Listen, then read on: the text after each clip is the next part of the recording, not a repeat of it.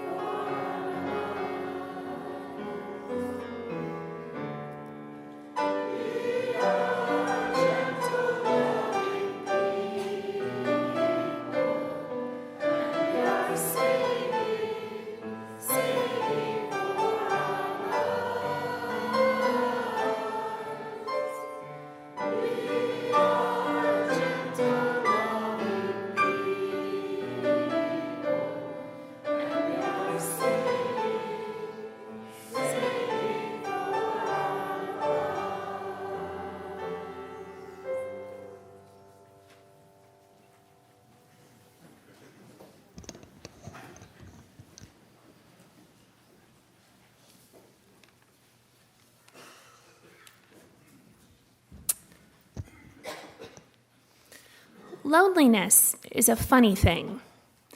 For me, it's actually rarely a function of being alone. I have a little too much of a modern young family lifestyle. I have my hand in way too many pots, and I'm too actually naturally introverted for that. Rather, it strikes me most when I am with, but not truly among other people. When among a sea of people, or even a small group actually designed for intimacy, I may feel my otherness most profoundly. And perhaps I feel marginalized by it, or judged for it, or I find myself judging my company and distancing.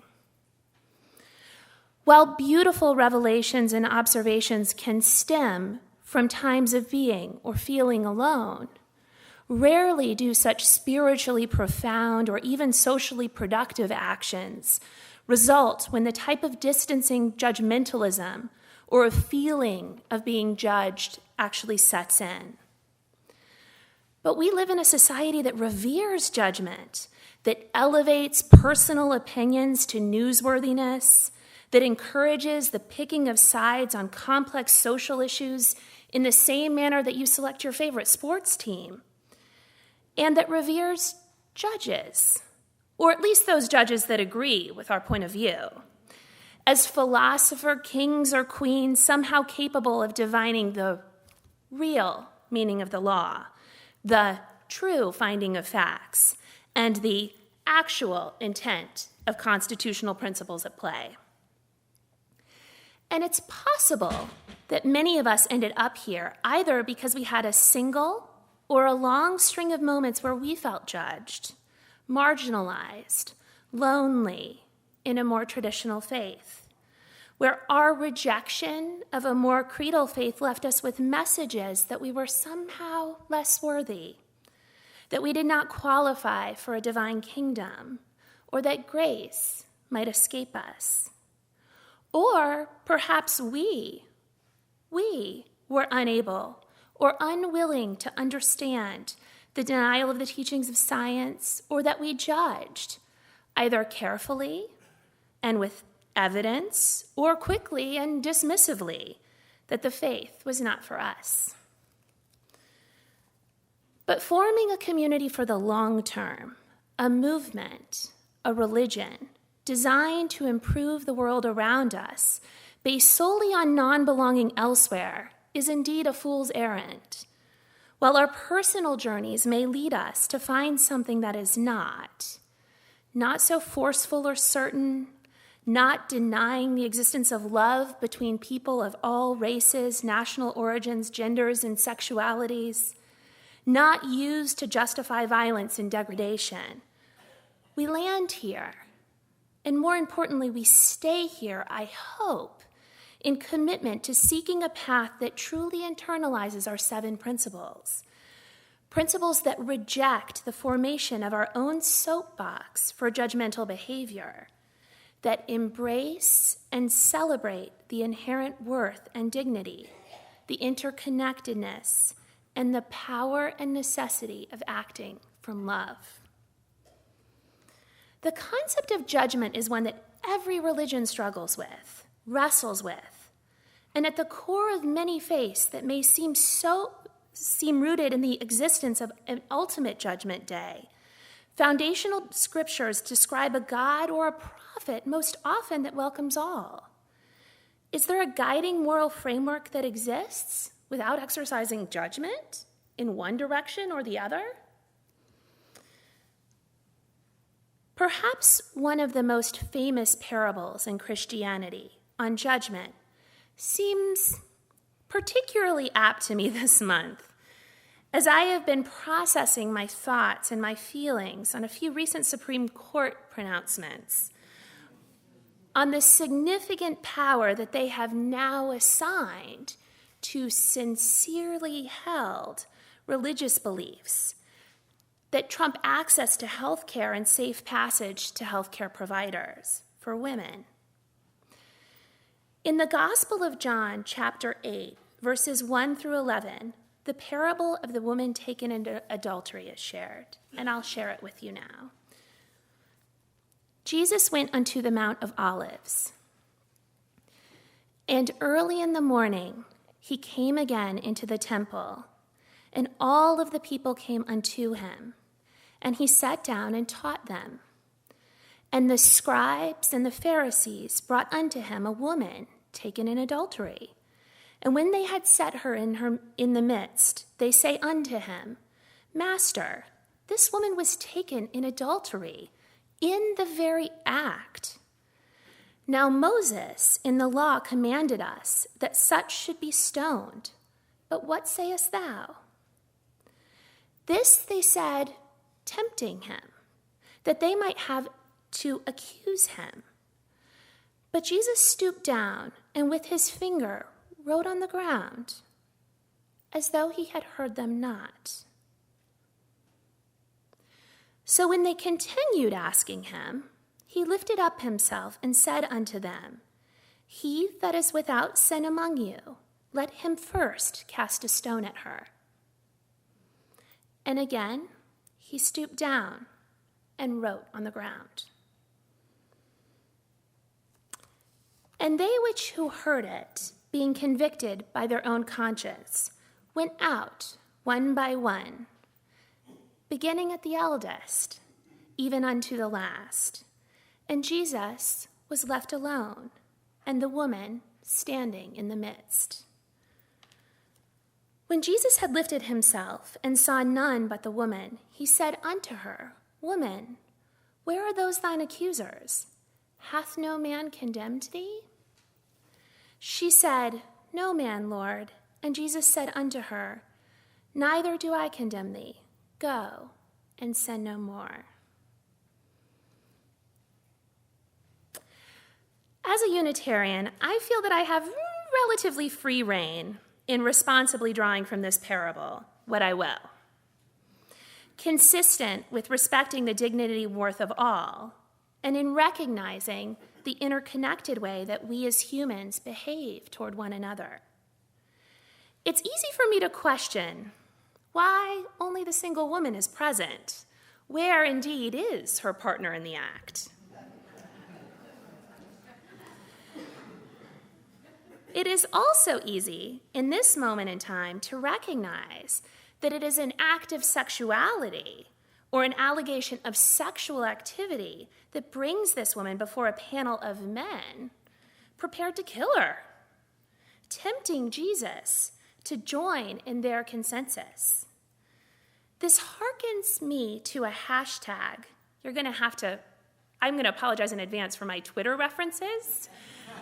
I'm happy to give a tutorial later for any of those of you who are unacquainted with Twitter. I actually don't tweet myself, but there was a movement that happened very recently on Twitter, and this reminds me of that. It was a hashtag that was shared by women all around the globe after a misogynistic massacre that happened in Southern California less